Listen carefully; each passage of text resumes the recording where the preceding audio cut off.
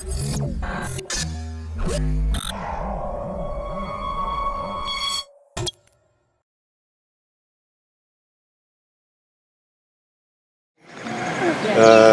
son Zaki, of blessed memory, had his Bar Mitzvah here. Zaki was born in the valley of Jezreel, where we were, in Kibbutz Ginegar. And we had his Bar Mitzvah here because... Literally right here on these right steps. here, live speaking right here. Everybody was sitting on these steps. We had a portable bima here. The Torah was right here. And this is where Zaki read from the Torah. This is where he was called up. We did it here because men and women could sit together here as opposed to in the western wall. And we knew this was the southern wall of the temple. All of his classmates, the class that he was born into in Ginegar, were here.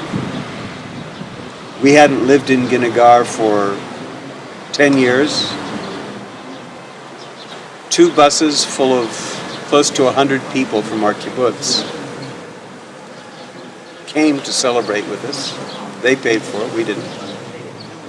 And as he stood here, I said, I want you to look over to your right, and if you look to your right, you see the Mount of Olives.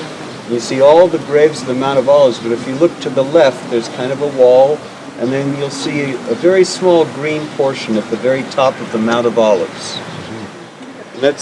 There's a sign up there that says Tomb of the Prophets, but the very top one is called Chelkat Tzadikim, which means the portion of the righteous. It was where the most important rabbis of Jerusalem were buried.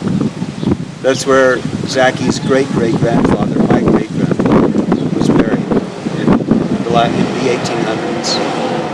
And I said,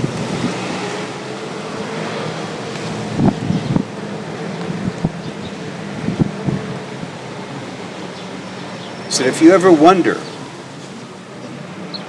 what your connection is to this land, the Roman Empire is gone.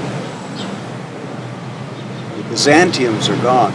All the people who thought they had destroyed us 10 times over are gone.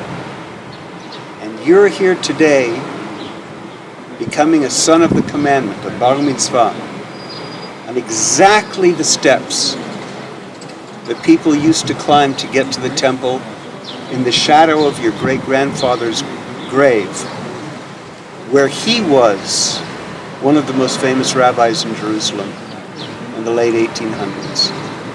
And if you were to go down these steps, which we didn't know then because it hadn't been uncovered, these steps lead all the way down to the pool of Shiloah, where Jesus preached and purified himself before he walked up to the temple. So literally, I said, you're a part of this land in your blood, in your flesh, and in your soul. And it's the same thing that you could say to any of the Jewish people. We're a part of this land in our blood, our flesh, our soul, our history. Our DNA is in these stones, literally. So it was just a personal remembrance of that.